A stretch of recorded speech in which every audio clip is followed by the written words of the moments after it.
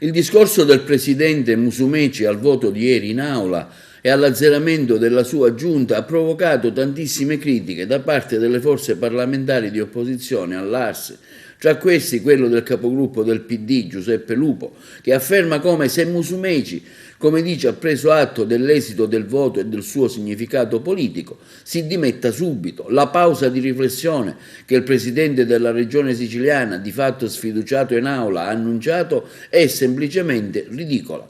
Il presidente Musumeci è naufragato in aula a conferma della propria totale inadeguatezza. Quindi commento negativo anche da parte del sottosegretario di 5 Stelle Cancelleri, che afferma come Musumeci azzeri se stesso, non lascia la poltrona nemmeno di fronte alla sua maggioranza sgretolata.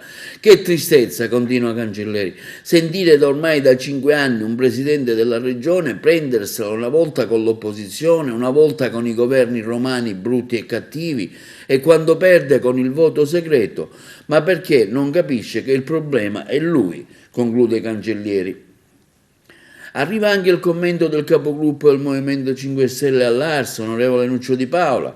Musumeci ha trovato il coraggio di azzerare la giunta solo in occasione del voto per i delegati al Quirinale, colpito nell'orgoglio e nelle preferenze, e non per rimediare a tutto quello che sta accadendo in Sicilia di fronte al caos in cui ha gettato i siciliani e di cui la responsabilità politica. Inoltre, continua il parlamentare di 5 Stelle, azzera la giunta e subito dopo annuncia di volerla ricomporre, ma facendo riferimento sempre agli stessi deputati di maggioranza che lui stesso ha duramente attaccato. Un comportamento che equivale a cambiare tutto perché non cambi nulla.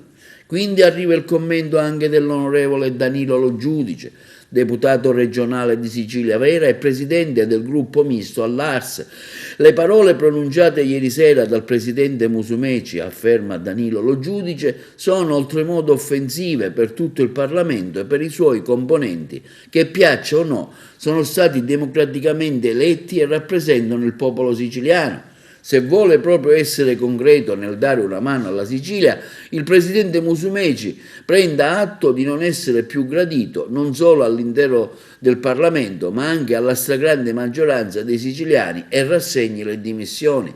Dispiace, continua il parlamentare di Sicilia Vera, che in un momento così delicato di pandemia e con Musumeci abbia il coraggio di fare nomi e cognomi, di dire quali sono state queste richieste irricevibili e, se è il caso, si rivolga agli organi competenti.